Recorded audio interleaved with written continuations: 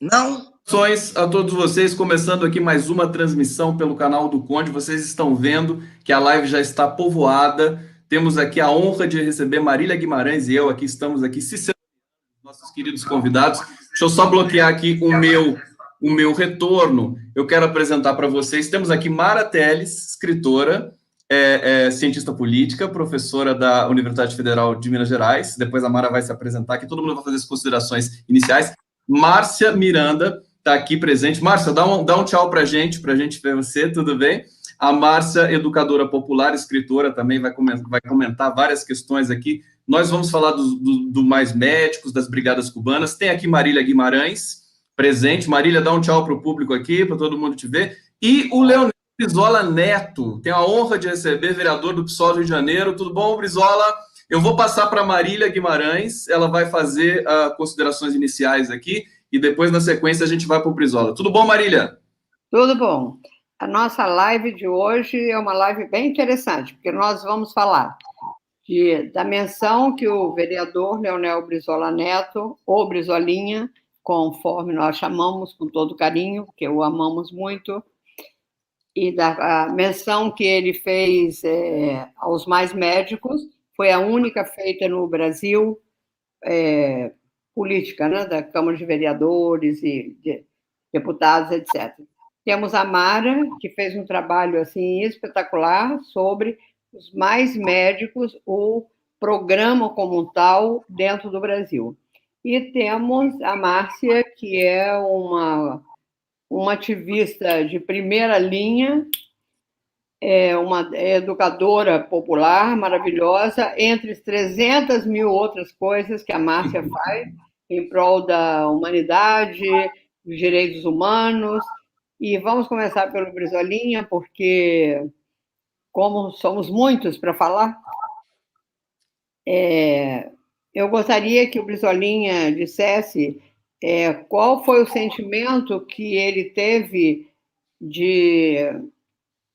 Sabemos que ele é ligado super ligado à cultura, né?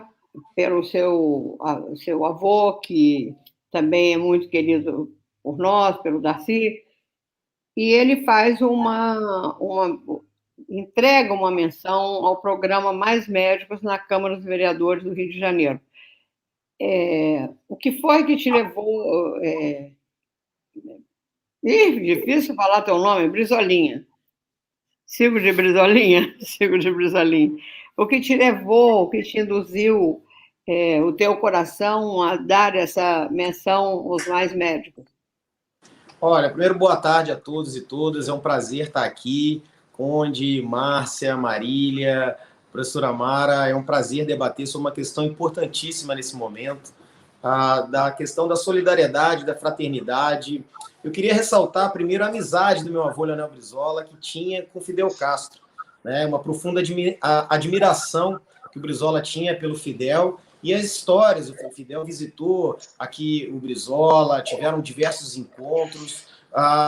No falecimento do meu avô, Fidel Castro escreveu uma carta lindíssima, dizendo que a América Latina perdia um dos seus maiores revolucionários e lutadores contra o imperialismo. Quero ressaltar a solidariedade do Brizola ao povo cubano, a luta contra o bloqueio ao imperialismo norte-americano. Então, ao passo que foi um processo natural, e eu fui cada vez mais conhecendo o programa. Eu tenho um primo, parente de João Goulart, que se formou como médico em Cuba. Eu tive o prazer de conhecer, através da Fundação José Martí, junto com a Câmara de Vereadores, fui visitar Cuba, fiquei em Havana, embora foram 5 dias, foram 5 dias de profundas experiências. Quero ressaltar aqui o notável Instituto de Pesquisa Cubana. Você vê com um bloqueio promovido que impede Cuba de ter materiais, insumos, equipamentos tecnológicos, ou seja, até finanças e até mesmo troca de informação, né? Esse bloqueio cruel, desumano e anticristão promovido pelos Estados Unidos, e ainda assim Cuba tem uma experiência e uma prática na medicina reconhecida no mundo inteiro, né? E há vários tratados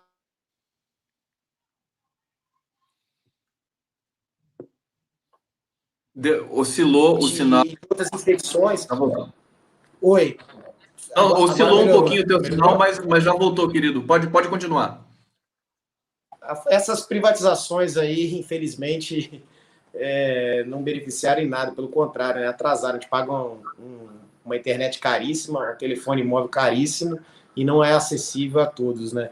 Então, ao passo que eu fui tendo essa experiência na prática, conheci a questão da educação, do parlamento, mas a parte da medicina, da universidade pública, que acessa a todos do mundo inteiro, da gratuidade do conhecimento, isso é uma coisa fantástica, né? Então, a minha experiência com Cuba foi nesse sentido e uma relação com a família. E quando nós tivemos conhecimento do programa Mais Médicos, né, que se tivesse hoje no Brasil, estariam fazendo um trabalho importantíssimo de base da busca ativa, estariam eles agora nos lugares mais longínquos, ou nas favelas, nas periferias, levando informação, tratando, cuidando diante desta pandemia. Nós não estaríamos com mais de 100, vamos chegar a 100 mil óbitos, quer dizer, uma coisa absurda, que uma pandemia, além de ser um fenômeno biológico, ela é também um fenômeno sociopolítico. Né? E nós estamos vendo, tanto o Brasil como os Estados Unidos são campeões em mortes e infecções, em casos de pessoas infectadas. E aí nós decidimos fazer essa homenagem aos Mais Médicos na Câmara dos Vereadores com a maior condecoração, que é a medalha Pedro Ernesto. Né?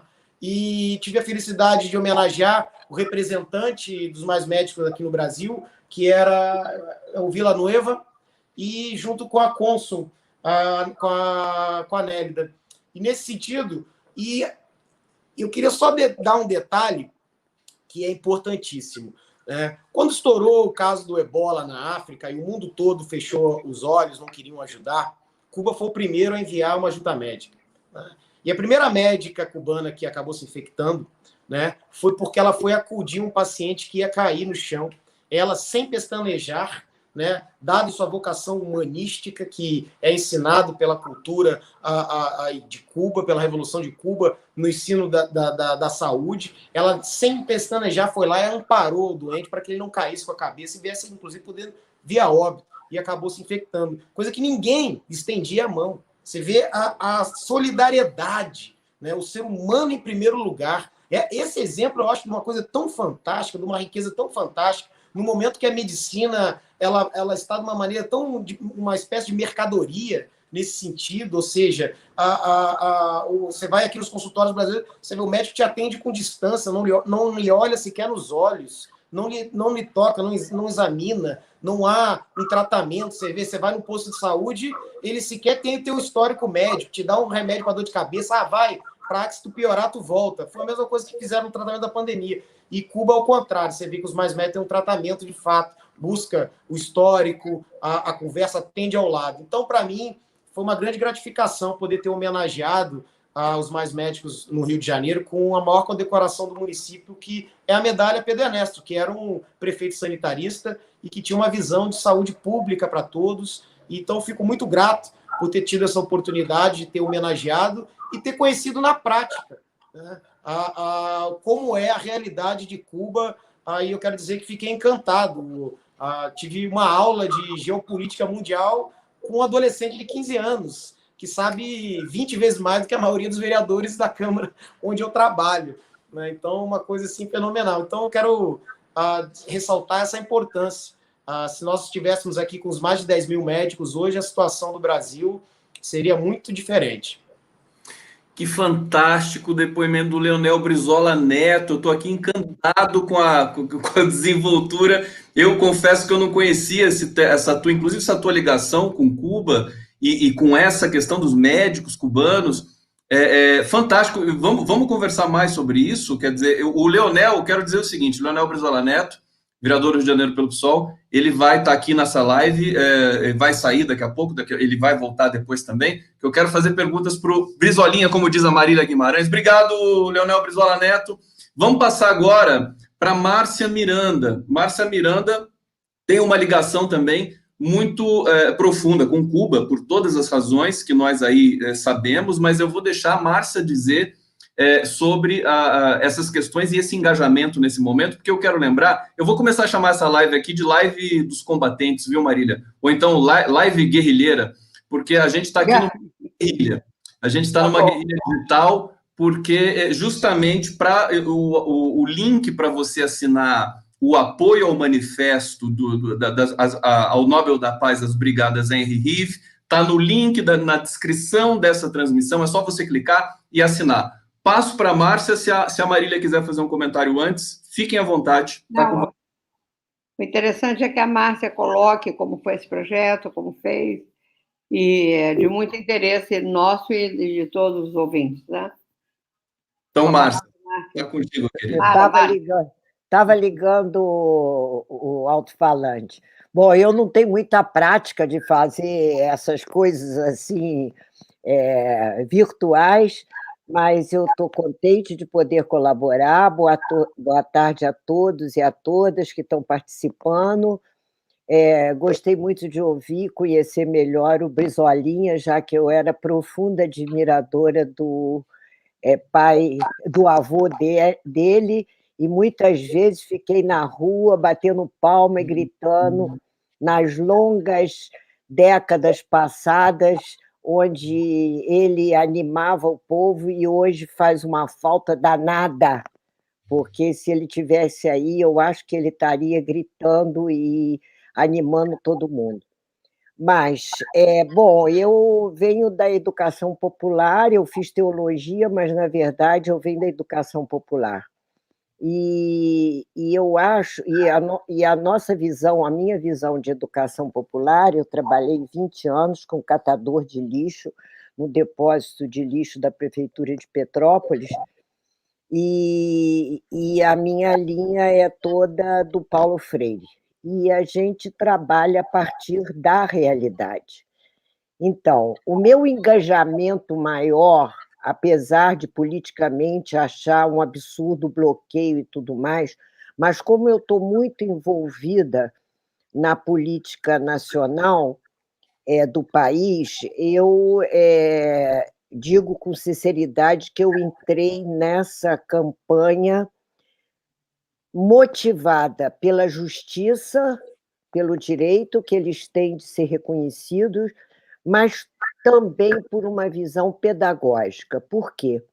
Porque se a gente parte da realidade para poder possibilitar a conscientização das pessoas, falar de solidariedade hoje e de uma relação internacionalista, que não é baseada no lucro, no capital, no acúmulo, na acumulação de bens e de dinheiro, e falar no internacionalismo que é baseado na luta pela vida, na valorização da vida, onde a vida das pessoas vale mais do que a sua ideologia, do que seu poder político, do que seu poder financeiro, do seu nome, da sua cor, do que quer que seja, mas é a vida que está no centro, é um grande momento de possibilitar conscientização.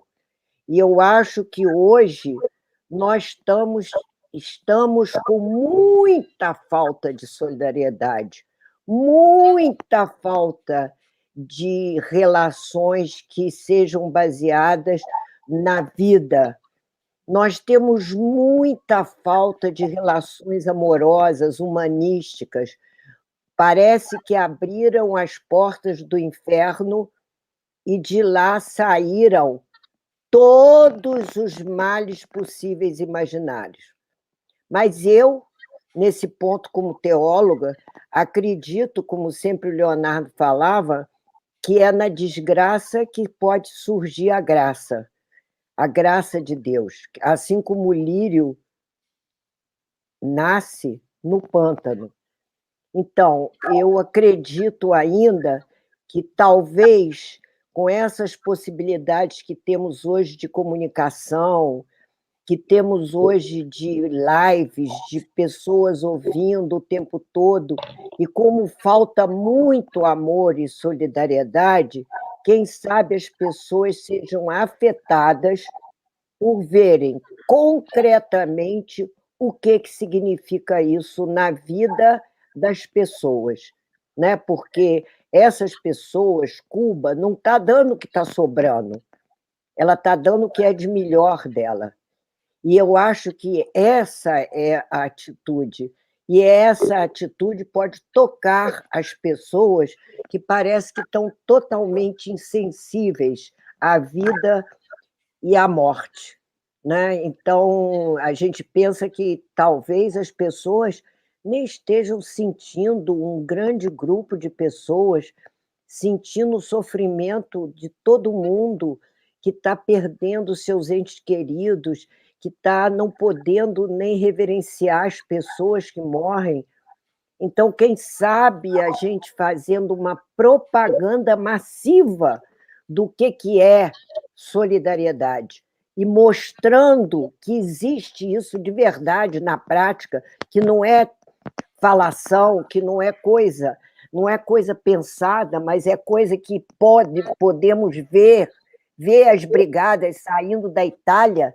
Imagina, a Itália não tem nada a ver com Cuba em termos políticos, mas eles estavam lá e a gente viu pela televisão. Não deu para deixar de mostrar. Então, quem sabe as pessoas se sintam tocadas, afetadas por esse gesto de solidariedade. Então, é por isso que eu me engajei na campanha e estou lutando muito entre as 1000 coisas que eu faço, porque eu acho isso um momento especial de possibilitar conscientização para a população em geral. Fantástico, 2 depoimentos fantásticos aqui para começar essa live. Leonel Brizola Neto, Márcia Miranda, agora a gente vai para Mara Teles. Antes eu só quero dizer o seguinte, o público está aqui super feliz, super emocionado, eles já estão mandando perguntas, já estão mandando mensagens, mas eu ainda não vou para o bate-papo, vou passar direto para a Mara Teles, que está lançando um livro espetacular, eu vou colocar na imagem aqui, sobre e já passo para a Mara apresentar esse trabalho e falar sobre esse projeto, enfim, e desse engajamento também pelo Nobel da Paz das Brigadas Cubanas. Mara Teles, felicidade de receber aqui. Seja bem-vinda. Muito obrigada, Conde. É um prazer comigo estar aí com o Brizolinha, né? Leonel Brizola Neto, se me permite esse tratamento um pouco mais pessoal, que foi a Marília Guimarães, que me ensinou que seu nome era Brizolinha, a Márcia Miranda também, e aqui está presente no canal do Conde. Bom, eu sou a Mara Teles, sou professora do UFMG, obrigada por ser escritora, só escrevo no Facebook, só escrevo bobagem, brincando o tempo todo. Eu trouxe algumas questões aqui, eu fui a coordenadora acadêmica nacional do livro a pesquisa de avaliação dos mais médicos no país, que foi iniciada ainda durante o governo, segundo mandato da presidente Dilma Rousseff, antes do golpe de 2016. Eu trouxe uma série de questões aqui para mostrar para vocês sobre o que é, não sei se eu mostro agora, viu, Conde, eu só mostro depois, como é que foi feita esta pesquisa no país. Então, esse mérito da pesquisa de avaliação está em mostrar a realidade que os mais médicos revelou. Qual é essa realidade? Milhões de brasileiros, entre eles pobres, indígenas, quilombolas, que sequer viam médicos, passaram a se beneficiar de um dos programas mais corajosos do governo Dilma. O público, em geral, conhece melhor o lado emergencial do programa, ou seja, o atendimento aos recantos mais pobres do país. Mas o programa Mais Médicos também ampliou as faculdades de medicina no interior. O programa Mais Médicos reforçou a preocupação com o atendimento básico e o programa Mais Médicos determinou que houvesse critérios rigorosos de qualidade na formação dos médicos, incentivando a avaliação dos alunos no 3º e 2º anos de curso. O que as vozes nos dizem nesse livro, as vozes dos quilombolas, as vozes dos indígenas, dos médicos CRM brasileiros, estrangeiros e dos médicos intercambiados, que são conhecidos como os médicos cubanos, e além disso dos gestores, o que eles nos dizem? Eles nos dizem, em pouco tempo, que o Mais Médicos mudou o panorama da saúde no Brasil. Então, o nosso livro feito por mim, organizado por mim, mas também com capítulos de outros pesquisadores, nos mostra que políticas públicas bem concebidas podem funcionar, podem salvar vidas, sobretudo quando essas políticas somam esforços como os dos Ministérios da Saúde e da Educação e atendem necessidades reais da população. Foi um grande esforço do governo de uma época, foi um grande esforço do Grupo de Pesquisa Opinião Pública da Universidade Federal de Minas Gerais, coordenado por mim, que obteve nessa avaliação resultados bastante positivos. Eu acredito que em tempos mais democráticos, o programa Mais Médicos possa vir a ser retomado, uma vez que o governo atual faz um mal enorme à saúde da população, uma vez que o governo atual trabalha para celebrar cotidianamente a morte, ao contrário do programa Mais Médicos, que celebrava a vida. Então, essa, em resumo, é o que significava a pesquisa. Em uma próxima rodada, se vocês quiserem, eu posso dar detalhes mais técnicos de quem atendia, qual era o público, qual era o perfil e, ao final, qual era a avaliação dos médicos, dos gestores e, principalmente, daquelas pessoas mais pobres, que eram as usuárias do programa Mais Médicos. Fantástico, Mara Telles, obrigado por esse preâmbulo, por esse primeiro comentário sobre o teu trabalho, sobre o seu livro, sobre a sua obra. Eu vou agora fazer, a gente está vendo aqui que o Brizola não está na imagem, porque ele está fazendo justamente a votação lá na Câmara, está simultaneamente aqui e na Câmara dos Vereadores do Rio de Janeiro. Eu vou trazer algumas mensagens, eu vou fazer uma pergunta para a Marília na sequência, e para a gente fazer a rodada aqui de todo mundo. Só ia pedir uma coisa para a Mara Telles, o seu microfone, por alguma razão, ele ficou muito metálico, deu um certo eco aqui. Se você tiver um fone de ouvido com microfone embutido, talvez melhore a captação do teu som, tá bom? Mas fica à vontade que daqui a pouco volta em você de novo. Enquanto isso, você instala aí o fone, como fez a Márcia Miranda, que a gente fez o teste antes aqui com a Mara. Achei que não seria necessário, mas agora a gente percebeu que tem um pequeno eco ali. Gente, olha só, deixa eu colocar aqui o nome dos participação dos nossos internautas. Sérgio Celso, Carandaí, Minas Gerais, presente aqui. Ana Ottoni, em 1º de maio de 2019, um desfile inesquecível. Luiz... Eu estou sendo televisionada. Cuba, povo organizado e governo humanista. Júnia Laje de Coguerra, querida Marília, o Linhas do Horizonte agradece o seu carinho e deseja muito o Prêmio Nobel da Paz para os médicos cubanos. Rafael Briense, dizendo, caro Conde, a educação, nossa maior bandeira, quero saber dos convidados como preservar a educação e vidas nesse momento. Nós vamos falar disso aqui na sequência. Deixa eu só ver se tem mais um comentário aqui para o Brizola Neto, a Maria Lúcia Vilela. Brizola Neto é meu vereador, muito grata pelo seu trabalho. Fantástica a presença do Brizolinha. Vou chamar de Brizolinha também, tá, Brizolinha? É um prazer. Claro. Tá falado, fantástico, isso aí também é muito carinhoso, é muito bacana isso. Ana Ottoni dizendo, os médicos cubanos trouxeram uma nova compreensão do que seja cuidado de saúde, mas acima de tudo, o que é ser médico. Quero agradecer a presença de todo o público que está acompanhando a gente aqui pelo YouTube, pelo Facebook, pelo Twitter e pelo Instituto Defesa da Classe Trabalhadora também, que está sendo ao vivo, transmitido pelo Declatra. Marília, querida, eu queria que você... você pauta a sua fala, evidentemente, mas eu quero te perguntar uma coisa, quer dizer, quantas entidades pelo Brasil e pelo mundo estão envolvidas com esse manifesto para pedir o Prêmio Nobel às Brigadas Cubanas? Queria que você refizesse, digamos assim, esse percurso desse coletivo.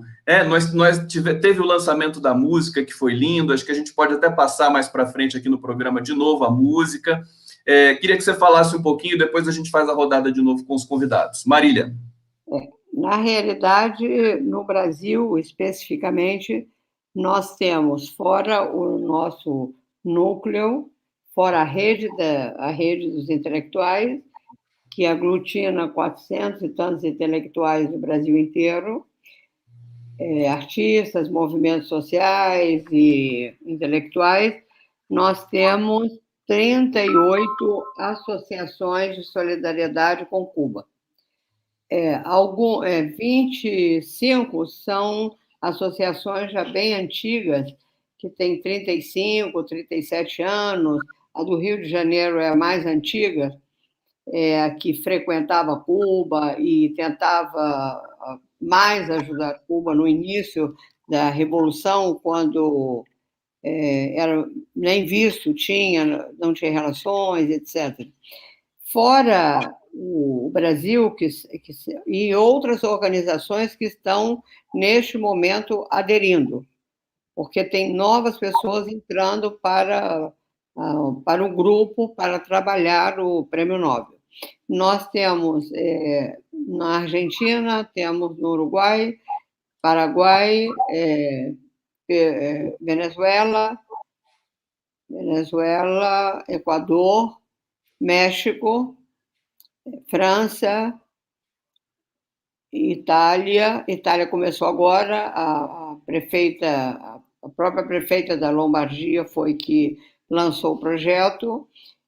E à medida que vão passando os dias, fora as pessoas físicas, porque nós temos as grandes entidades, que são as centrais sindicais no projeto Prêmio Nobel Brasil, né? Temos as centrais sindicais, tem a CUT, tem o MST, a Vila Campesina, todos esses movimentos sociais, e pessoas físicas são inúmeras, médicos aposentados, professores, muitos médicos. É interessante que tem muitos médicos engajados na campanha. Eu vejo isso como até um reconhecimento aos mais médicos, que, de uma certa forma, eles deixaram um rastro de amor na classe médica brasileira. Embora nós sabemos que existe um grupo que era radicalmente contra os mais médicos, mas, por outro lado, após a convivência com esses médicos e a forma como eles tratam o paciente, a forma como eles veem o ser humano como um ser humano e não como um fígado, um pâncreas, um coração em separado, esses médicos estão aderindo muito à campanha, é muito interessante. Eu acho que até o final de setembro, já temos também centrais do Chile. Eu digo que elas estão apoiando esse projeto da rede e associações de solidariedade do Brasil. Temos França, temos Chile, temos próprio Cuba, as centrais sindicais. E outras centrais sindicais que estão entrando, de Portugal, da França. O movimento está tomando uma proporção muito grande, muito interessante, o que demonstra que os médicos cubanos, sim, eles marcam de uma maneira bem forte a presença deles, exatamente por aquilo que a Márcia falava, a solidariedade. E o Brizolinha falou, quando ia cair uma pessoa que estava com ebola, e ebola altamente contagioso, o médico cubano não hesitou um minuto em segurar essa pessoa, embora posteriormente ele tenha sido contaminado pelo ebola. Este sentimento de solidariedade hoje está refletindo no tratamento dos médicos brasileiros, é assim que eu vejo, os médicos brasileiros na dedicação e na entrega total ao Covid-19. Porque, neste momento, a classe médica, os profissionais de saúde brasileiros, estão tendo um comportamento de solidariedade, de amor e de entrega muito parecido àquele amor, aquele carinho, aquela entrega daqueles mais médicos cubanos que tiveram por aqui, por 3.600 municípios. Perfeitamente, deixou uma semente, né? Deixou uma semente.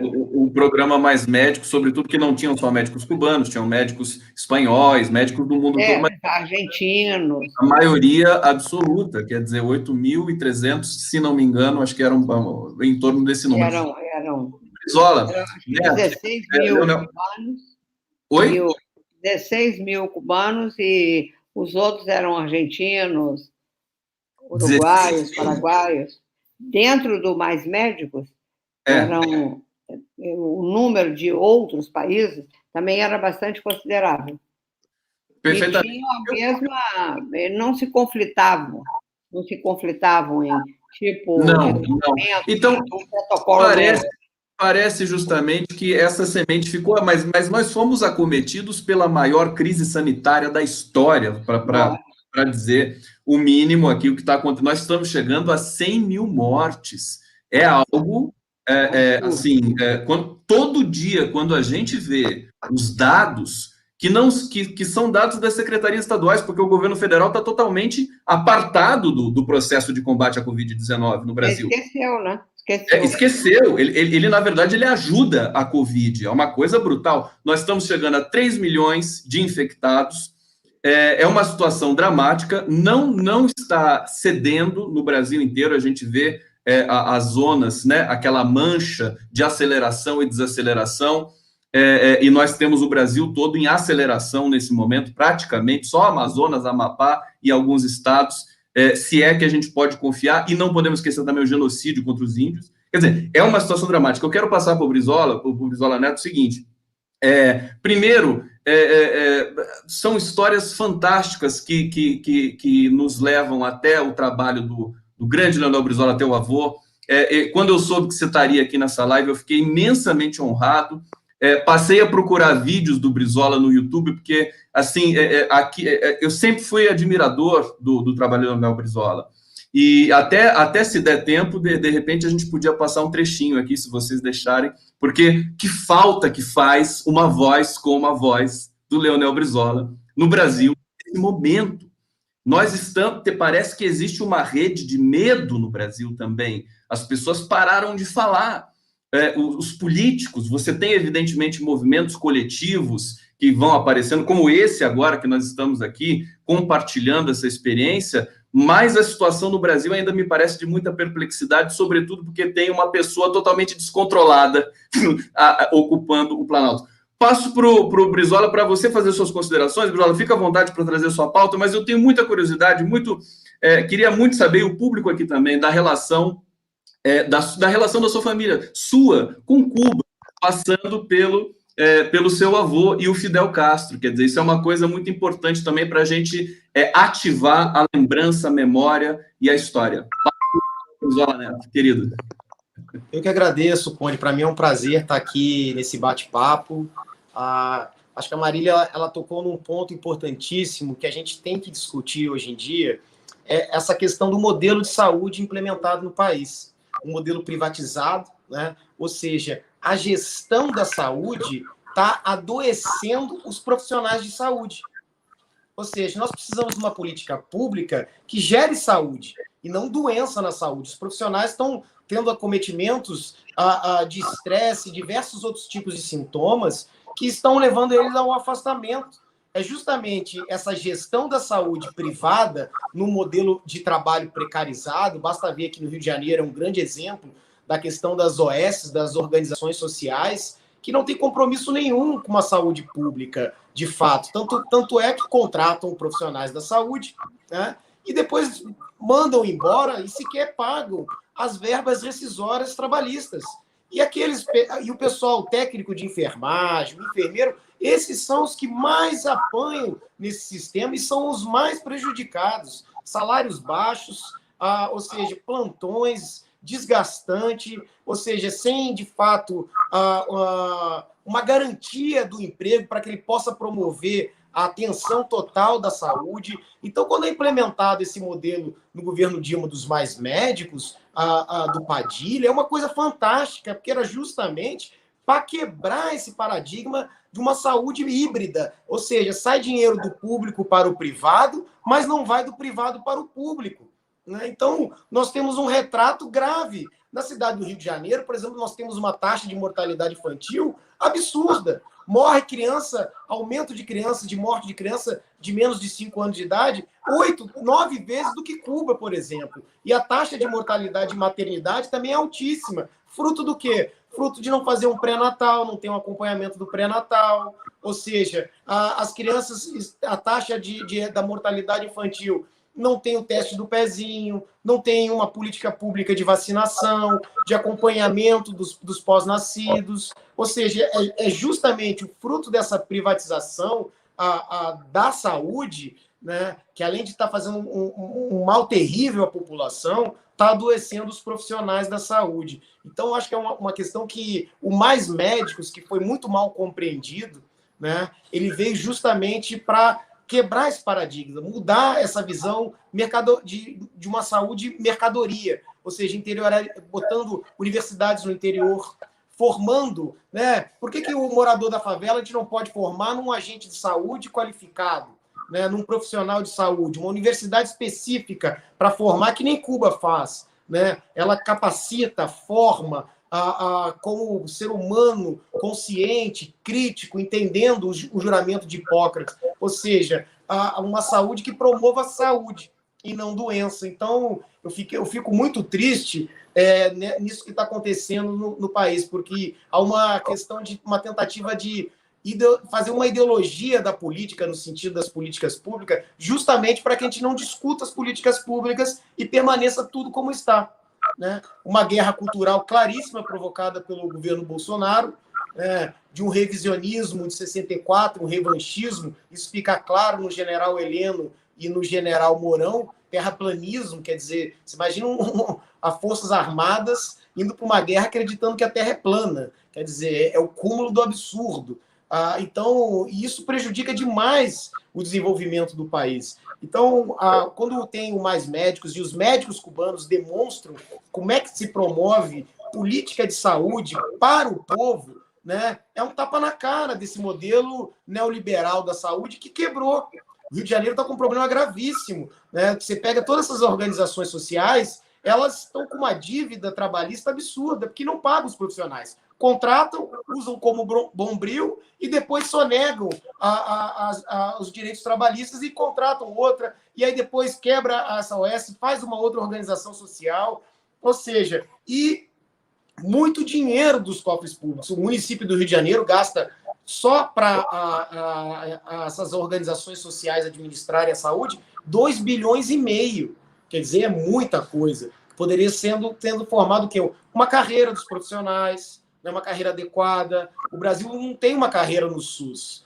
Não há uma indústria de base que fomente máscara, respirador, equipamento, tecnologia. Você vê, a gente tem Farmanguins aqui, a gente tem a Fiocruz. Quer dizer, nós temos uma tecnologia enorme e o Brasil importa remédio da Índia. Sequer conseguimos produzir. Você vê, e como é que e Cuba, com todo o bloqueio que a gente estava discutindo aqui, produz um remédio magníficos, inclusive para diabetes. Ela tem um remédio, eu conhecia através do Centro de Tecnologia da Saúde em Cuba, ela tem um remédio que ela evita 80% das amputações de diabetes.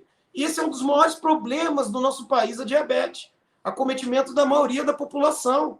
E não há um tratamento lá, no entanto, eles têm um remédio que evita essa amputação, que é o pior cenário, né? Porque invalida a pessoa de locomoção e cria diversos acometimentos.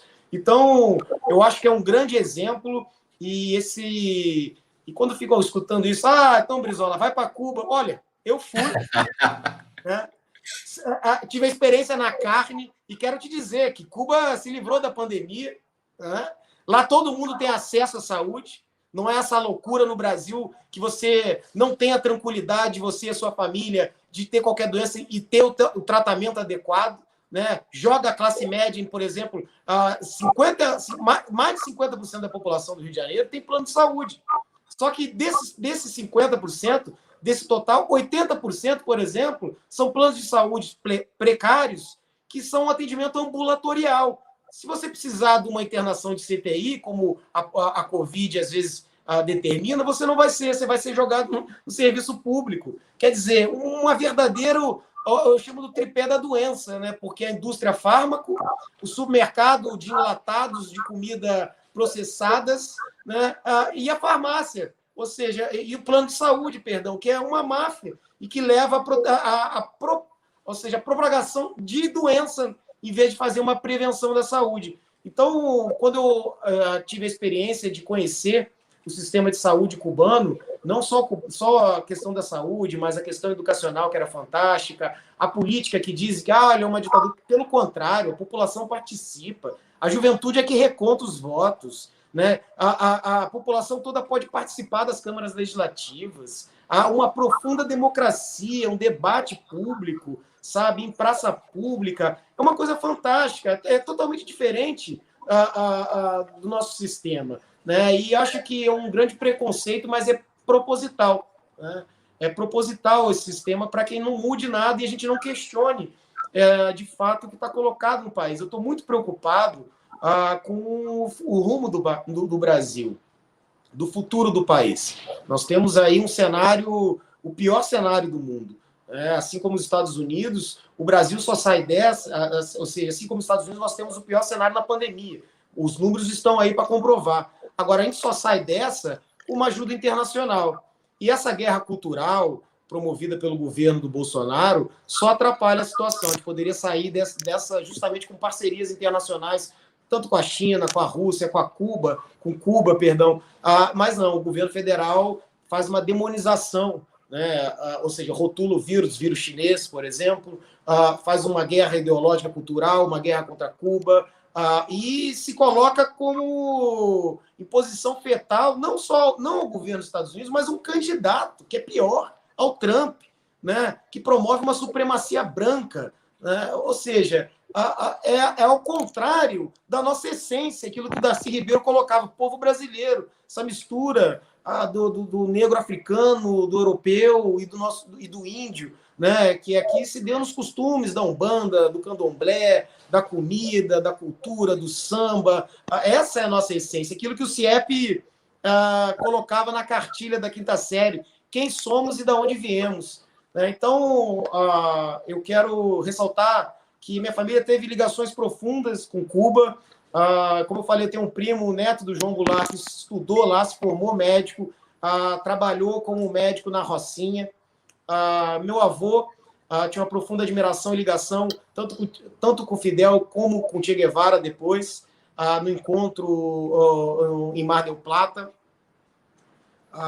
E, nesse sentido, isso, na verdade, aprimorou para que eu pudesse conhecer na prática tudo aquilo que se falava. Então, as pessoas teriam que, além de estudar, e conhecer, para ter um choque de realidade, né? Como é que um país pequeno, com todo tipo de bloqueio, um bloqueio covarde, injustiçado, e que está de pé, né? Até hoje, basta ver os números comprovam. Basta ver a taxa de mortalidade antes do Fidel Castro, de criança e materna, e agora, e as taxas de mortalidade, expectativa de vida, a qualidade de vida. Quer dizer, nem isso nós temos aqui.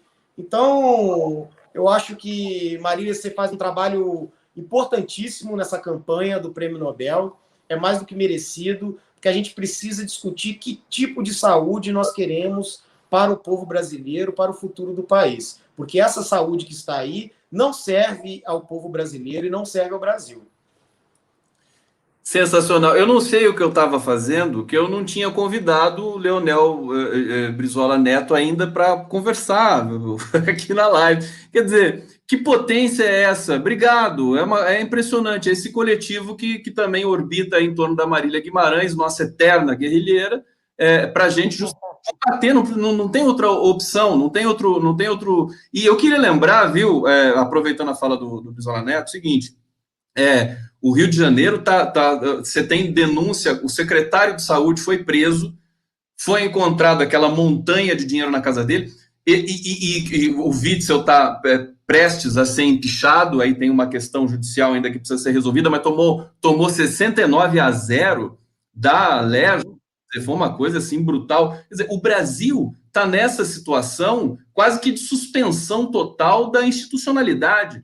o Rio de Janeiro, quer dizer, essa história de fraude na compra de respiradores, as fraudes aumentaram com a pandemia porque se desobrigou a licitação em função da emergência, e aí o que aconteceu? O oportunismo atávico, endêmico aí de muitos setores do nosso poder público tomou conta desse processo. Eu vou passar direto para a Marília, e já deixando uma pergunta na sequência para a Márcia, e depois eu volto para fazer uma pergunta para a Mara Teles. Eu queria falar da dimensão espiritual.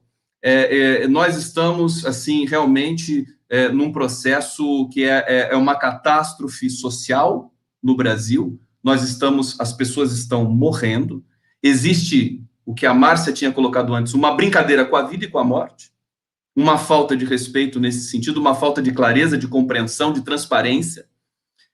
E não bastasse, a própria quarentena sufoca as pessoas que não estão acostumadas a ter, digamos, uma experiência espiritual privada, íntima, e que precisa da socialização, que nós precisamos da socialização, é demais, todos nós, mas é um processo que vai se intensificando e vai se produzindo essa nuvem terrível de opressão no país por todos os lados. Nesse escopo e nessa visão do povo cubano que tem a solidariedade, eu me lembro numa live que eu fiz com a Marília e a gente dizia o seguinte, duas coisas, né? Primeira coisa, não é o médico cubano que é diferente, que é tão competente assim, tão carinhoso e tão humano, é o povo cubano que é assim. E a gente disse na sequência também, o povo cubano se ama, que é uma coisa que nós brasileiros, nesse momento, estamos com algum tipo de dificuldade. Então, passo para a Marília fazer considerações sobre essa questão, e na sequência a Márcia já pode ir preparando a fala, e depois a gente faz a rodada toda aqui. Marília, querida, com você. O povo cubano é um povo muito especial, porque a etnia cubana é bastante interessante. Os cubanos os índios foram totalmente exterminados. Em Cuba você não encontra índio, os espanhóis acabaram com os índios. Tem uma passagem muito interessante que um dos caciques, inclusive tem uma cerveja chamada Atuey, o Atuey, quando ele ia ser decapitado, pediram se ele queria fazer uma prece ao senhor. Aí ele perguntou, o senhor é espanhol? Deus, né? É espanhol? E os espanhóis disseram que sim, era espanhol. Então ele disse, então não quero, pode me decapitar. Aí você vê, na realidade, a brutalidade, o absurdo com que os espanhóis exterminaram todos os índios. E vieram jorubas. Esses jorubas são da mesma região, são os que vieram para a Bahia e depois para o Rio, etc. Os jorubas, eles têm uma característica muito interessante. Fora que eles são muito dedicados, eles são muito família, eles são muito sofridos, lógico, né? Todo mundo sabe que a África é um sofrimento de ponta a cabo, mas eles são de uma ternura muito grande, extremamente enorme. E apesar de escravos e serem tratados como tal, eles não se comportavam com o colonizador de uma forma bruta e abrupta. Tanto que a escravidão em Cuba, quando ela terminou, muitas pessoas continuaram trabalhando e formando núcleos. Por quê? Porque foram formando famílias com os próprios cubanos que eram descendentes com os espanhóis, né, que formaram a nação cubana. Então, eu penso que a África, na realidade, é o berço de quase todas as gerações.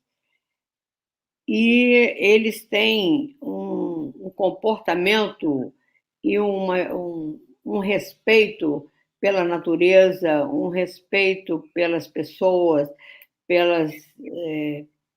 pela forma como cada qual escolhe o seu caminho. Isso tem toda uma influência na educação depois do ser humano. E o povo cubano é uma mescla bem forte desse espanhol com esse Yoruba, que trazem dentro de si um amor muito grande à humanidade. Se você vai à África, apesar do desespero que é ver a África naquela situação de exploração total, de extermínio, de tudo que o colonizador fez, o africano é baseado numa ternura, ele é centrado na ternura, na solidariedade. E eles transmitiram isso para as gerações vindouras, né? E juntaram com os cubanos revolucionários, quer dizer, aqueles que tinham mais preocupação com a humanidade, porque Cuba, na realidade, era um bordel antes do Fidel.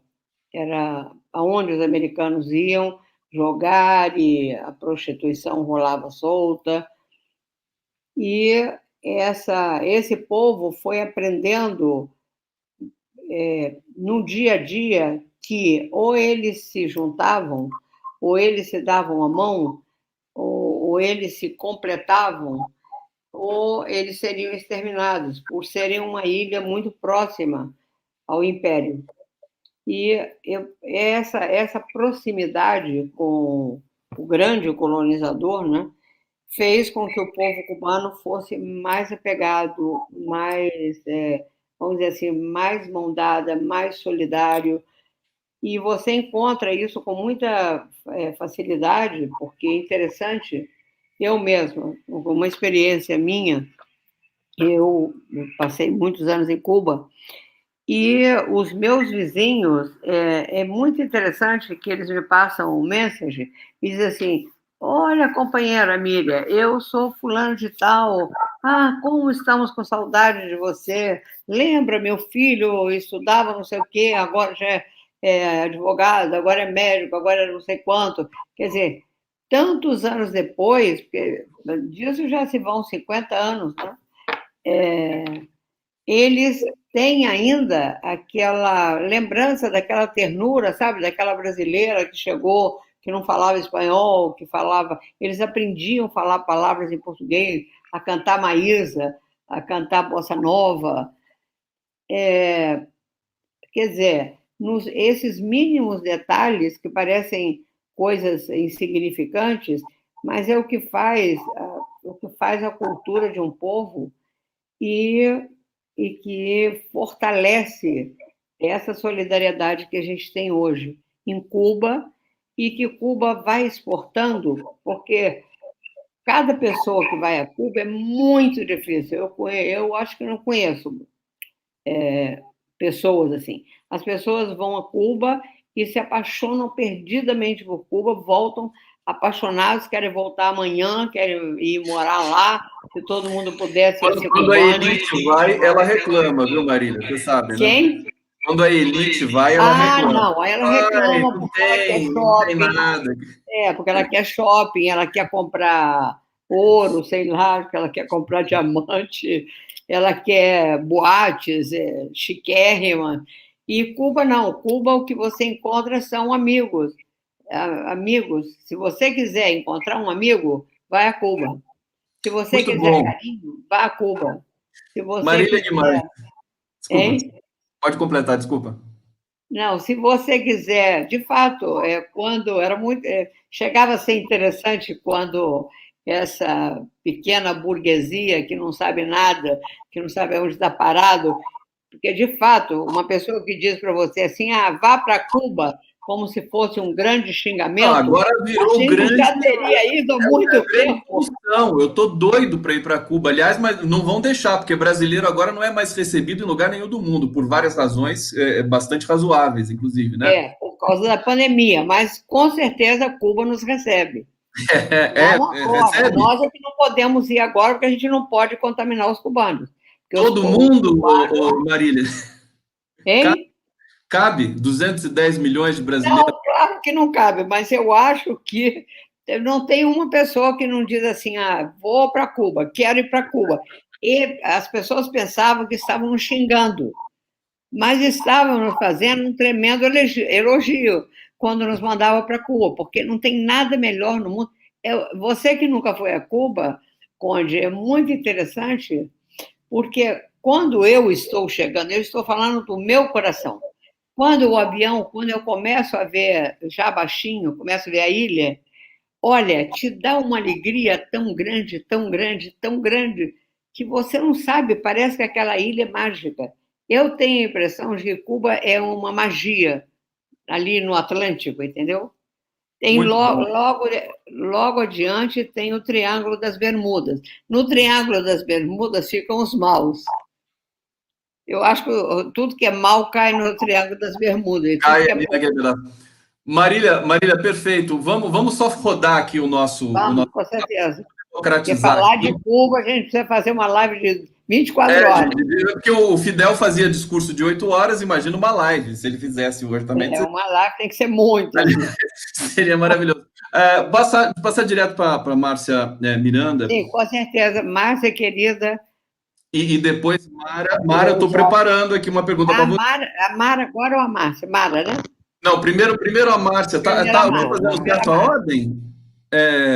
Não, Márcia. Eu acho que é Márcia. É Márcia. Vamos lá. Márcia, querida. Tentando pegar aquela questão da espiritualidade que eu... Eu vou chegar lá. Mas antes eu quero pegar aqui um gancho naquilo que a Marília falou, sobre a ida a Cuba, sobre o impacto de ir a Cuba. Eu, quando fui a Cuba para os 30 anos da Revolução, em 86, eu realmente fiquei muito impactada, e os meus conceitos ficaram todos com muitas interrogações. Mas eu já sabia da história de Cuba, quer dizer, eu já era próxima de Cuba, mas só que uma coisa é você saber ler, as pessoas te dizerem, outra coisa é você chegar lá. E realmente a questão da saúde e da educação, porque é o meu ponto fraco, né? E é uma coisa muito incrível. Nós, inclusive, tivemos oportunidade de conhecer a Ilha dos Estudantes e eu fiquei apaixonada de conversar com aqueles garotos, de ver como é a forma da educação para meninos de 10, 11, 12 anos. Conversei muito, eu gosto muito de criança, então, adolescentes ainda, como eles me explicaram tudo o que eles queriam fazer, e eu perguntava, e eles tinham um orgulho de dizer por que eles estavam ali, que eles estavam aprendendo o que é ser dentista, o que é ser isso. Quer dizer, lá em Cuba, a educação é realmente bem freiriana, porque tudo tem um lado concreto. A gente aprende as ideias, mas elas vêm a partir da prática. Quer dizer, existe a prática concreta, não se fala de dentista, de odontologia, se mostra o que é, se faz experienciar. E eu acho que é isso que afeta. Porque, na verdade, assim, eu tive a impressão, né, que Cuba é uma baía que deu certo. Pelo menos naquela época era uma baía. Por quê? Porque o povo cubano é como o povo baiano, o povo brasileiro.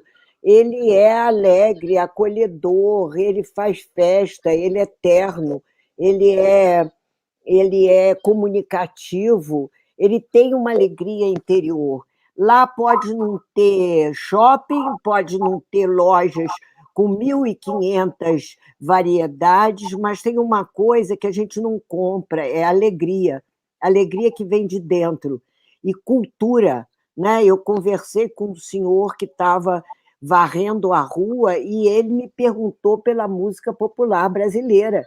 E ele conhecia um monte de músicas, um monte de autores, de compositores, de cantores. Então, uma valorização do ser humano que não é pelaquilo que ele faz, ou por aquilo, pela conta que ele tem no banco, ou pelo carro que ele usa, ou pela casa, ou pela grife da roupa, é porque o ser humano é valorizado.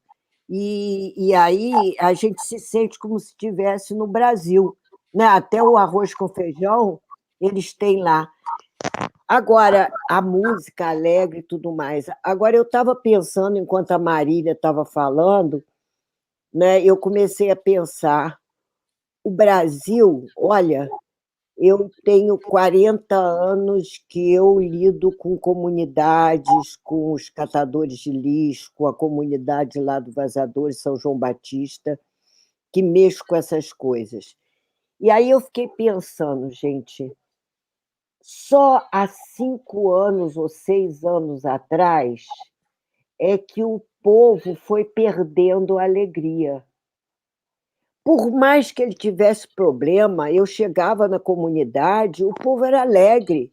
A gente bebia uma pinga na birosca, a gente fazia festa, cada um trazia uma coisa, havia uma alegria.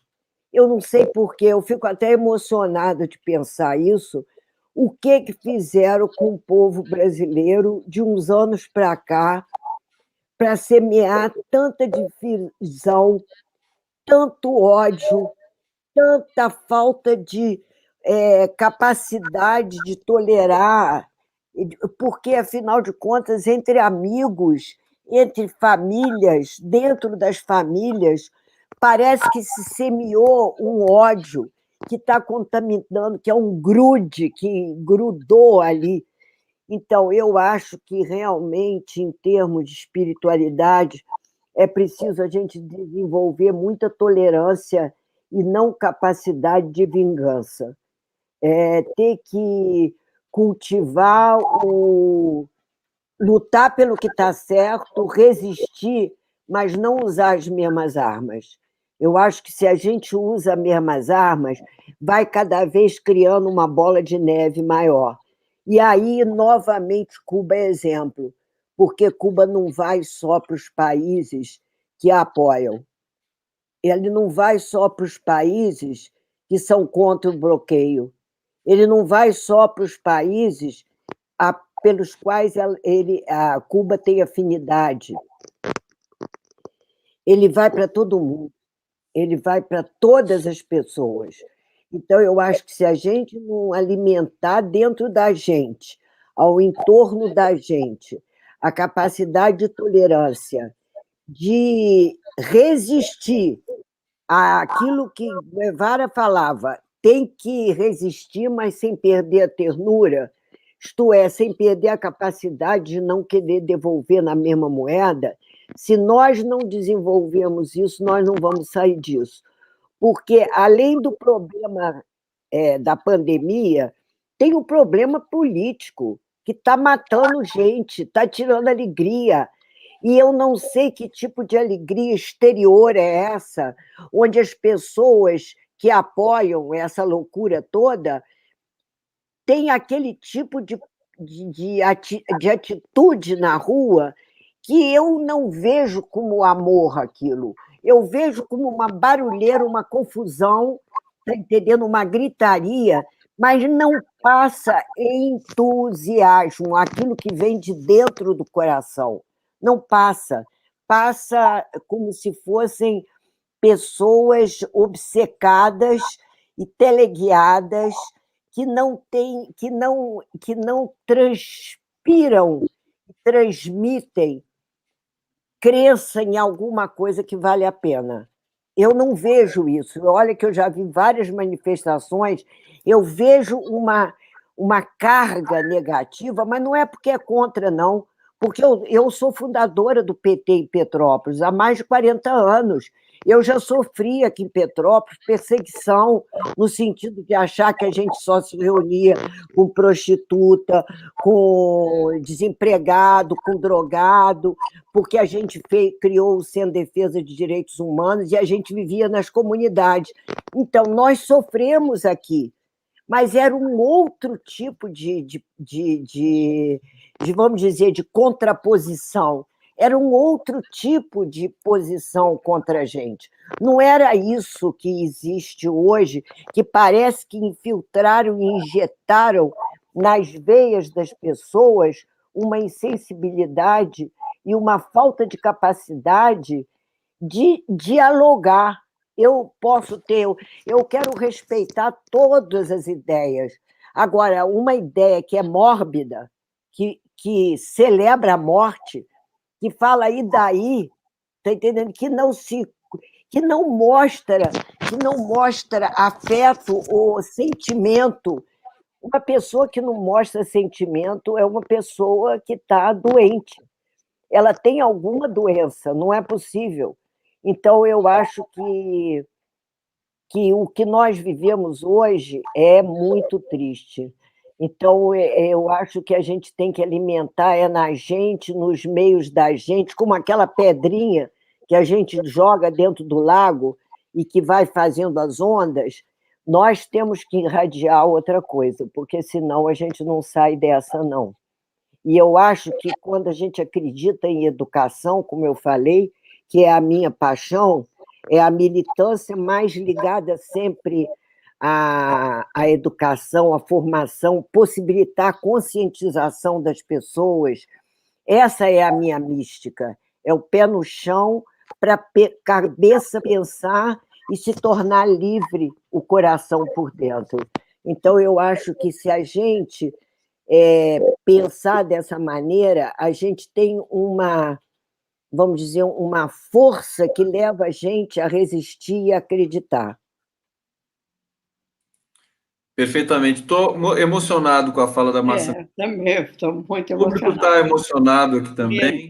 A gente precisa, enfim, inclusive processar isso. Essa live fica permanente, né? Muita gente vai assistir depois e tudo mais. Eu, pessoal, vou assistir depois também, porque eu quero ver todas essas falas com muito cuidado, inclusive também para produzir uma matéria para a gente consagrar essa live fantástica aqui. Agora vou para Mara Telles, professora Mara Telles, da Universidade Federal de Minas Gerais, cientista política, escritora, uma pessoa das redes digitais, né, ativista digital, uma influenciadora, mas eu quero falar desse livro, e Mara, fica à vontade para trazer também o tema que te couber aí, que você achar o que seja melhor, mas eu queria te perguntar, processo de confecção desse trabalho, eu vou colocar aqui na imagem, quando você começar a falar mais uma vez a capa do teu livro, porque me parece que tem ali um procedimento acadêmico, mas também um procedimento para o grande público. Então, passo a palavra para você voltar a falar agora do teu livro, e quem quiser depois fazer pergunta para a Mara, tá aberto aqui, eu vou trazer também perguntas do público. Mara Telles, querida, tem que acionar seu microfone, que eu não consegui habilitar aqui, é você que habilita daí, querida. Pronto. É a voz metálica? Agora acho que está boa.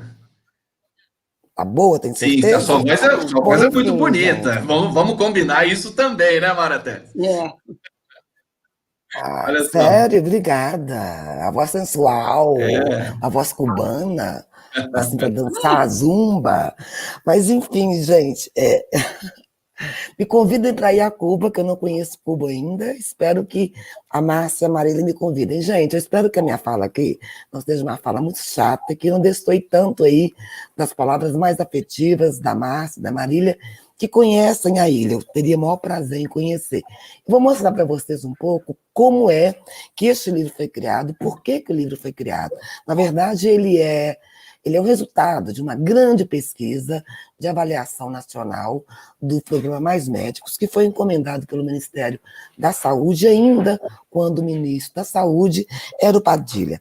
Na verdade, por que o programa Mais Médicos foi criado? Porque haviam 2 entraves de efetivação para a saúde no país. Primeiro, o número de médicos era insuficiente no Brasil para atender a toda a população. Naquele momento, o número de médicos era insuficiente, vocês imaginam agora. Em segundo lugar, havia uma má distribuição desses profissionais. Em relação ao ponto 1 do número insuficiente de médicos, que era um problema, propôs, portanto, uma solução. Qual foi a solução?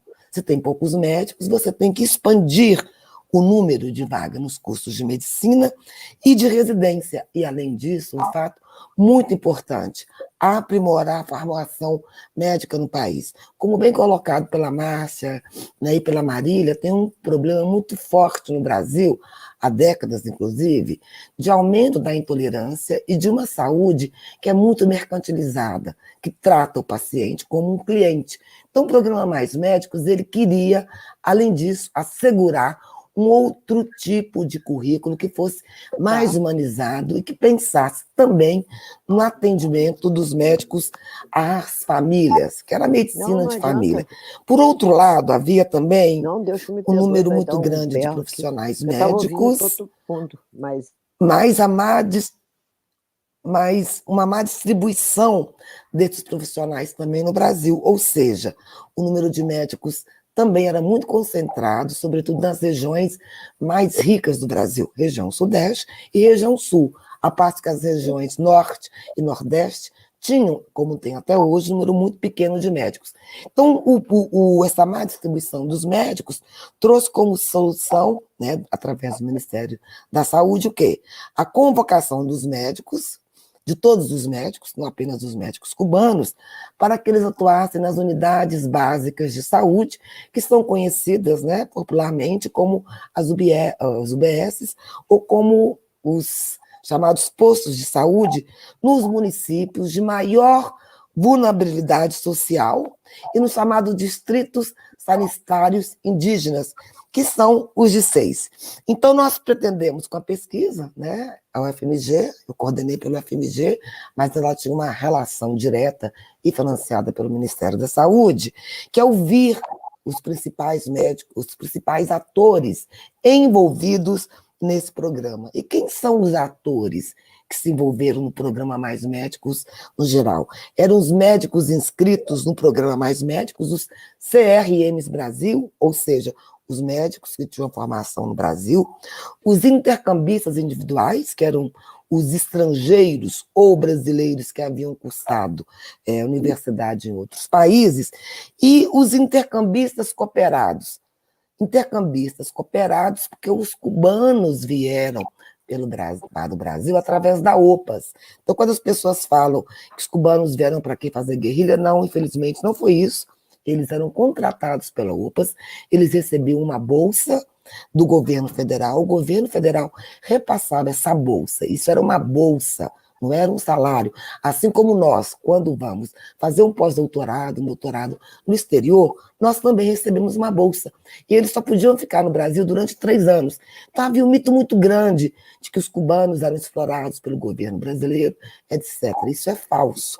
Isso é uma guerra de narrativas que querem tratar ideologicamente um programa que era bastante bem alinhado entre o governo federal e os municípios. Os outros sujeitos que nós ouvimos nessa pesquisa foi a população usuária dos serviços de saúde, os gestores, porque eu não sei se vocês sabem, é importante dizer que quem fazia o gerenciamento dos programas eram as secretarias de saúde dos municípios. Elas eram responsáveis por oferecer alimentação e por oferecer moradia, e, além disso, elas tinham uma obrigação contratual de fornecer também redes, internet a esses profissionais, uma vez que eles vinham, em sua grande maioria, sem a família. Só um parágrafo, um dos maiores problemas que nós detectamos no programa, que foi muito bem avaliado, foi a saudade que os médicos, em geral, tanto brasileiros quanto os cooperados, que eram cubanos, tinham de suas famílias. Eles não traziam as famílias aqui, não é porque eles não podiam trazer as famílias, é porque você está em Cuba, ou na França, ou na Argentina, você sabe que você vem para um período de apenas 3 meses, você tem que deslocar seu marido, sua esposa, sua parceira, seus filhos, para um outro tipo de vida, em lugares que não tinham muitas condições e, às vezes, não tinham nem escolas, ou então por uma comunidade indígena. Então, era preferível que as famílias ficassem no país de origem, uma vez que esses profissionais iriam retornar após 3 anos. E ouvimos também a população exposta, tá certo? Para que a gente fez essa pesquisa? Para que o governo federal, através da presidente Dilma e do ministro da Saúde, propôs isso? Para verificar qual que era o panorama da saúde no Brasil, tá certo? E avaliar quais são os impactos dessa política pública. Qualquer política pública, para que ela funcione, ela tem que passar por um processo de avaliação, né, dos serviços, dos gestores, e investigar também algo fundamental.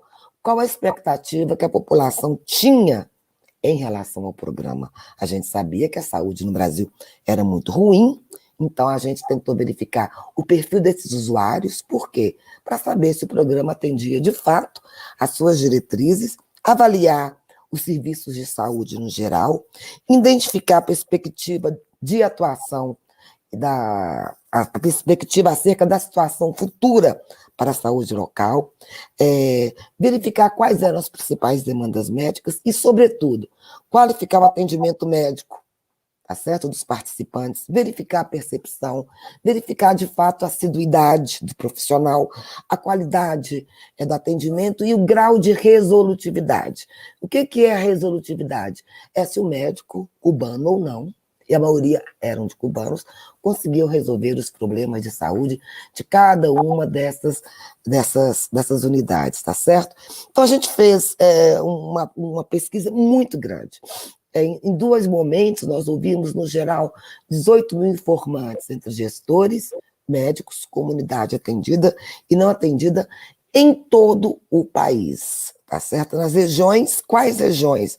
Municípios com maior vulnerabilidade social, capitais, distritos sanitários especiais indígenas, regiões metropolitanas e o grupo dos chamados G100, que são 100 municípios mais populosos com alta vulnerabilidade socioeconômica, e os D6, que são os distritos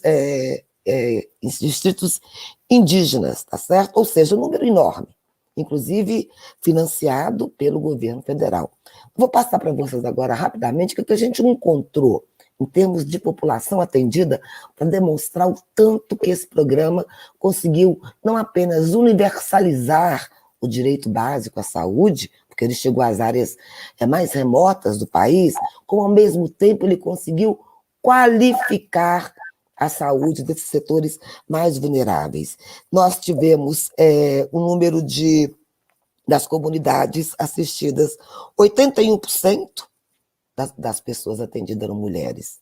E aí tem uma percepção de que as mulheres sempre são as cuidadoras, porque elas vão à saúde, elas se preocupam com os problemas de educação, e são elas que levam seus filhos, seus maridos e etc. Então, uma grande parte dos atendidos eram de mulheres, na faixa de idade entre 25 a 49 anos. Claro que nós temos os mais jovens, os mais velhos a partir de 50 anos ou 60 anos, mas uma parte significativa aí da população economicamente ativa era atendida. E um dado significativo é o número de pessoas com filhos, né? Porque os postos de saúde, as UBSs, fazem atendimentos aí por o pré-natal. Então, nós temos 77% de pessoas com filhos, sendo que, vejam que dado grave... Mara, deixa eu só te pedir um favor, sem querer te interromper, já interrompendo, enquanto você continua falando, eu vou passar um slideshow das fotos do Araquém,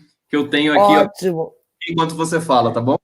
Ótimo, perfeito. Inclusive, eu gostaria de lembrar que o Araquém cedeu generosamente, né, uma das suas lindas fotos para ser a capa do livro Os Mais Médicos.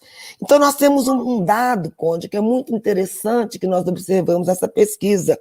43% dos jovens de 16 a 24 anos tinham filhos. Então, nós temos um problema aí de gravidez precoce que foi detectado, e esses jovens eram atendidos também no programa Renda Mensal Baixa, né? Uma renda mensal aí de 70%, até um salário mínimo, 43% recebíamos até um salário mínimo. E uma avaliação extremamente positiva por parte tanto dos médicos, quanto dos gestores e também da população. Por que eu toco nesse ponto da avaliação? Ora, existe uma ideia segundo a qual os setores mais pobres são incapazes de avaliar e que qualquer bem que lhe seja, qualquer política pública que seja ofertada pelo Estado, é bem avaliada, porque os pobres, entre aspas, não saberiam avaliar. No entanto, a gente observa que o programa também era bastante bem avaliado pelos médicos, inclusive, gostaria de ressaltar isto, pelos médicos brasileiros. 66% dos médicos que atendiam nos Mais Médicos eram médicos cooperados, ou seja, eram médicos cubanos. Por que esse grande número de cubanos? É importante dizer que no processo de seleção, os editais eram abertos primeiro para os brasileiros. Depois, se as vagas não fossem ocupadas, é que se abriu o edital para estrangeiros e só ao final para os médicos cooperados cubanos. Então, se eles eram maioria, era simplesmente pelo fato de que não havia no Brasil, como ainda não há, número de médicos suficientes. Na época, nós verificamos que se todos os estudantes que hoje estudam medicina nas faculdades permitisse que eles fizessem atendimento, ainda assim o número de médicos por habitante no Brasil seria abaixo do esperado pela Organização Mundial de Saúde. Imagina na pandemia o número de hospitais que são criados, muitos deles superfaturados, e que ficam parados. Por quê? Porque não existem médicos para fazer o atendimento. Quando então, ela fala com a professora... Alô? Eu estou ouvindo aí. Então, não, assim... escapou o som da Márcia aqui, mas eu já fechei. Pode continuar. Ah, tá. Então, 74% dos usuários das comunidades assistidas tinham uma avaliação melhor do que se esperava, ou seja, nós perguntamos a eles, na sua opinião, até o momento Mais Médico está melhor do que esperava, 74%. Ou seja, muito embora houvesse uma cobertura muito negativa da mídia, muito embora houvesse uma grande rejeição institucional à chegada dos médicos por parte do Conselho Federal de Medicina e dos conselhos regionais de medicina, essa percepção negativa, ideologizada e de combate ao programa não foi capaz de avaliar a percepção que os usuários tinham, nem a percepção que os médicos tinham, que era bastante positiva em relação ao programa. Agora, por quê que era tão positiva assim? Alguns pontos que são fundamentais no que diz respeito aos indicadores de saúde. Facilidade de marcar atendimento com o médico foi considerado muito melhor. Tempo de espera pelo atendimento com o médico, considerado muito melhor. Qualidade do atendimento médico, 86% dos que foram atendidos consideraram que o atendimento com o médico era muito melhor nesse programa do que o atendimento anterior com médicos fora do programa. Aumentou a duração da consulta médica, ou seja, você sabe, eu mesmo que vou para o hospital privado, o médico não te olha, 5 minutos e o próximo. Então, esse cuidado durante a consulta, esse cuidado do médico com o paciente foi fundamental para a avaliação do programa e dos próprios médicos em geral. Nós fizemos vários testes estatísticos para determinar por que o programa foi tão bem avaliado. Tome estatística daqui, estatística dali, modelo de prova, contraprova, e veja que dado interessante.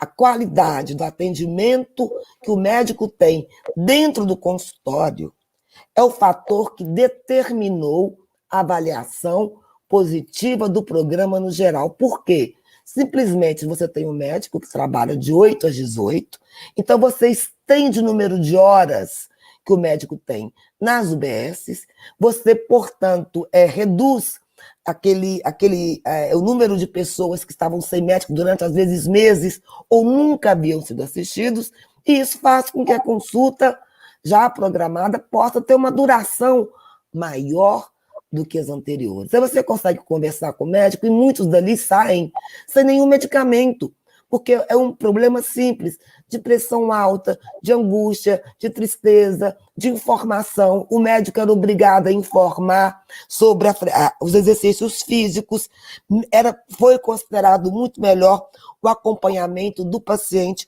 pelo mesmo médico. Então, em geral, a satisfação com o atendimento médico, 94%, né, estava muito mais satisfeito com o atendimento médico feito pelos médicos do que anteriormente, considerando que era um profissional competente, passava confiança no atendimento, passava confiança no diagnóstico, preocupava-se com as condições de vida da população, preocupava-se com a melhora do atendimento, é atencioso, tratava o paciente com respeito, visitava os pacientes em casa, que era uma das obrigações do programa, fazia grupo com gestantes, com diabéticos. E uma coisa que eu queria terminar dizendo isso. Muito se falou, muitos memes foram feitos aí na internet, de que o médico, como falava espanhol, sobretudo os cubanos, principalmente, que eram quase 70% dos médicos do programa, que haveria uma enorme dificuldade da população atendê-lo. Isso é um mito. Isso é outro mito feito para desqualificar. 87% não teve dificuldade alguma, 95% não teve dificuldade de se comunicar com o médico. Portanto, a língua não foi um problema detectado. E a qualidade dos médicos também era excepcional e muito mais especializados do que os médicos brasileiros.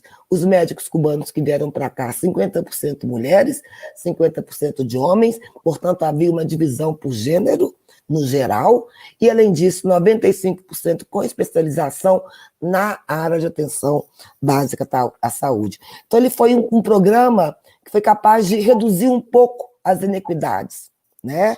E garantir o direito universal ao acesso à saúde, que não está sendo garantido por esse governo, que tem uma política deliberada de genocídio, que tem uma política deliberada de reduzir, acabar e eliminar qualquer direito universal à saúde. Então, assim, no geral, é isso que eu queria dizer sobre esse programa, que é maravilhoso, que foi feito pelo governo Dilma. Provavelmente foi uma das razões do impeachment da presidente Dilma, foi o fato dela assegurar direitos, e, sobretudo, assegurar os direitos aos médicos. E esse programa agora, né, com a ideologização completa do presidente genocida, tem que se dizer claramente que é um genocida, né? Ele simplesmente acabou com esse programa.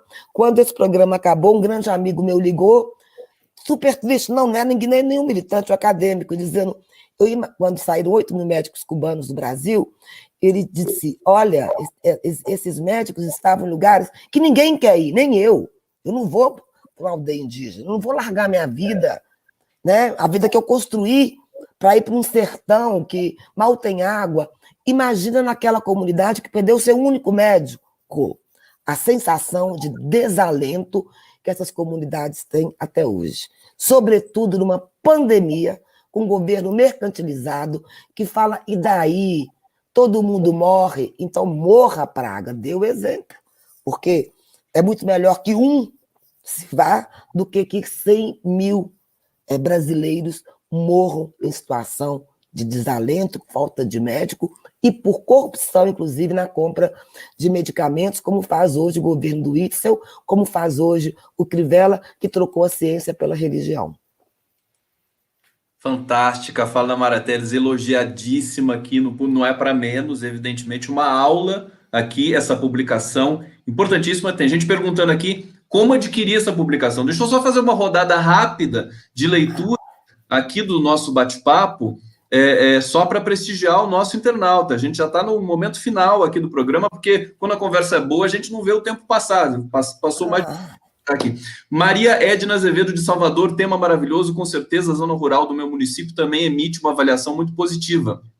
Os médicos cubanos muito mais humanizados que os brasileiros. Ah, que bom. Homer está dizendo aqui, não esquecendo das histórias de médicos cubanos, ele diz depois aqui, não está aqui, não dá para ver, mas ele diz que levaram melhorias das redes de esgoto residenciais. O Magda Sobradiel, dizendo, faltou uma humildade para os conselhos, a arrogância falou mais alto, muito triste. Aqui o pessoal parabenizando o canal enfim, por sua ternura, nós brasileiros, é isso aqui, esse coletivo que está muito bacana de fazer toda quinta-feira. Magda dizendo que ótima live, uma verdadeira aula, muito esclarecedora, muitos elogios aqui para todos vocês. E aí eu quero fazer uma proposta agora para a gente aqui. Vamos respirar, vamos botar a música do Obrigada. A gente sente, escuta, assiste e depois a gente faz a super rodada final de comentários. Pode ser? Vamos lá? Brizolinha, tá aí? Vamos lá? Deixa eu colocar aqui a canção para a gente. Deixa eu só aqui compartilhar. Elogio a Brigada Henry Rive, mais uma vez aqui.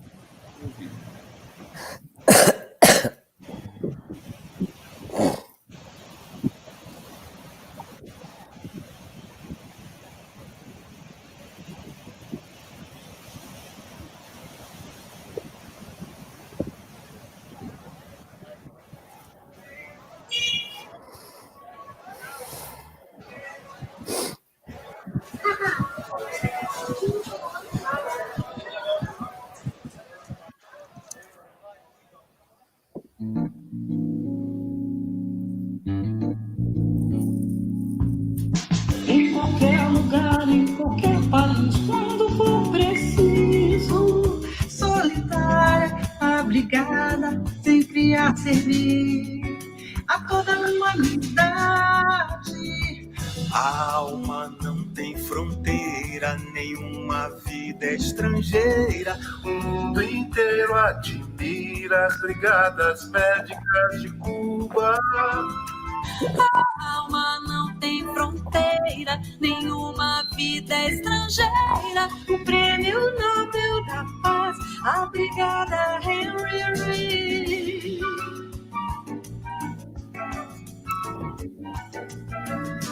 Onde houver a dor, onde alguém chamar, onde o povo sofre, Generosa, a Brigada, sempre a servir a toda a humanidade. A alma não tem fronteira, nenhuma vida estrangeira. O mundo inteiro admira as brigadas médicas de Cuba. A alma não tem fronteira, nenhuma vida estrangeira. O Prêmio Nobel da Paz, a Brigada Henry Reed.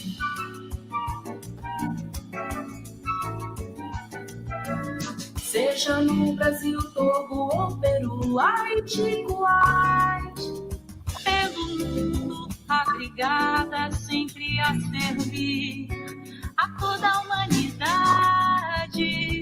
A alma não tem fronteira, nenhuma vida é estrangeira. o mundo inteiro admira as brigadas médicas de Cuba. A alma não tem fronteira, nenhuma vida estrangeira. O Prêmio Nobel da Paz, a Brigada Henry Reed. El alma no tiene fronteras, ninguna vida es extranjera. El mundo entero admira las brigadas médicas de Cuba.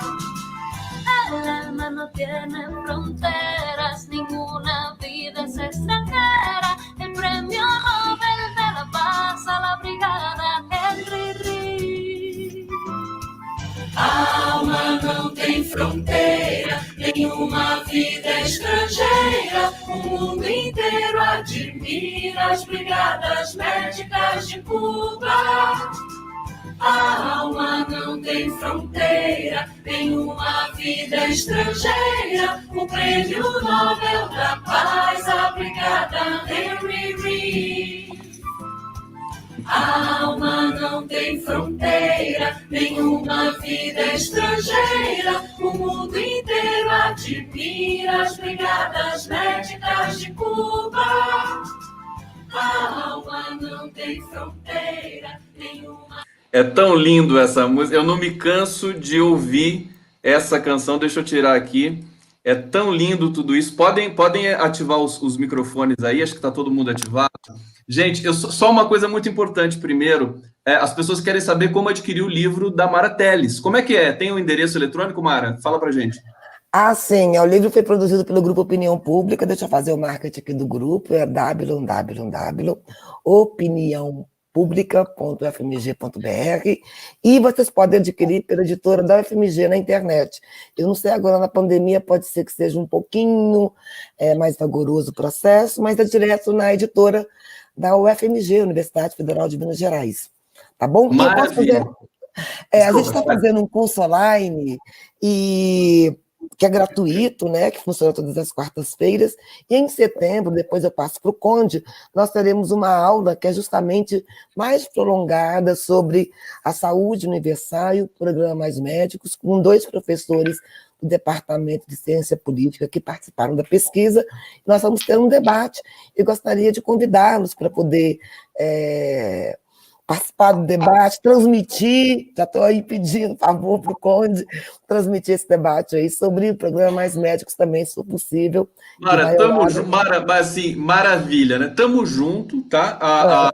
Os convidados que a Marília Guimarães traz aqui para a gente fazer essa live, todos nós acabamos ficando praticamente irmãos, entendeu? Que daí vai fazendo um monte de coisa junto na sequência. Eu quero, assim, vamos fazer a rodada final. Eu quero agradecer a Marília o convite também, que foi ela que me achou, que me localizou. Tá bom, Marília? Muito obrigada pela oportunidade de divulgar a pesquisa da UFMG e apoiar aí o Prêmio Nobel da Paz para os médicos cubanos, para as brigadas cubanas. Cada vez mais forte essa manifestação. Desculpa, Marília, só para eu fazer a rodada final aqui, dizer que eu vou colocar o link, enquanto vocês vão falando, o link o livro da Mara Teles, importantíssimo, foi sensacional as explicações que ela deu sobre o programa. E agora eu vou passar, começando pelo Brizolinha, pelo Leonel Brizola Neto, 3 minutos para cada um, para a gente fazer as considerações finais, rodando até chegar na Mara de novo, que está sensacional essa live. Brizola Neto, Leonel Brizola Neto, Brizolinha, satisfação imensa ter você aqui. Depois eu quero combinar contigo para a gente fazer uma entrevista, para a gente falar dos seus projetos mais para frente. Querido Brizola Neto, com você. Eu que agradeço, Conde, queria agradecer muito a Marília. Poxa, Marília, não tenho palavras, a gratidão pela pessoa que você representa e de tudo que você representa para o país. Então, quero te agradecer pelo convite. A todos que estão aqui participando, escutaram atentamente essa charla e esse debate importantíssimo no momento obscuro do país, né, no momento onde está uma política de desmonte do Estado brasileiro, uma política de ódio, onde há uma tendência de elevar uma supremacia branca contrária a tudo que nós somos, a nossa origem, a nossa cultura, a nossa ancestralidade. Então, acho que é preciso nós fazermos essa anamnese, nós precisamos conversar com nossos mortos. E o recado que eu queria dar, quando eu queria dizer que nós não precisamos ter medo dessa turma, né? Eles falam em patriotismo, mas patriotismo, pátria, é de patrimônio, e eles estão vendendo o patrimônio do povo, né? Talvez nós tenhamos perdido a batalha da comunicação, né? Nós precisamos retomar essa batalha da comunicação. E essas lives são importantíssimas para a gente fazer o fio da história, o esclarecimento, como foi feito aqui sobre os Mais Médicos, sobre Cuba, as relações, a política de fato. Então, ela nesse momento, ela se faz imprescindível, que é esse fio de comunicação. E eu quero dizer que nós não precisamos ter medo dessa turma, né? Eles são os vendilhões da pátria, porque nós estamos com a razão histórica. Nós sempre estivemos ao lado da legalidade, da democracia, do povo, né? Nós temos essa razão histórica, que é o patriotismo e o bem-estar do povo.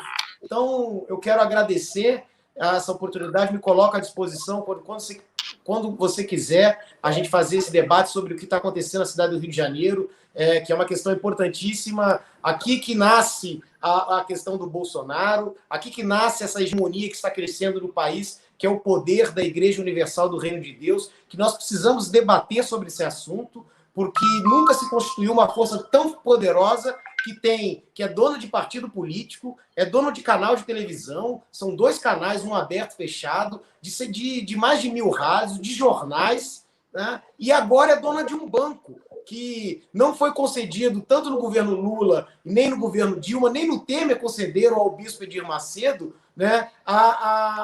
Ou seja, ele ser majoritário agora, ser acionista majoritário do Banco Renner.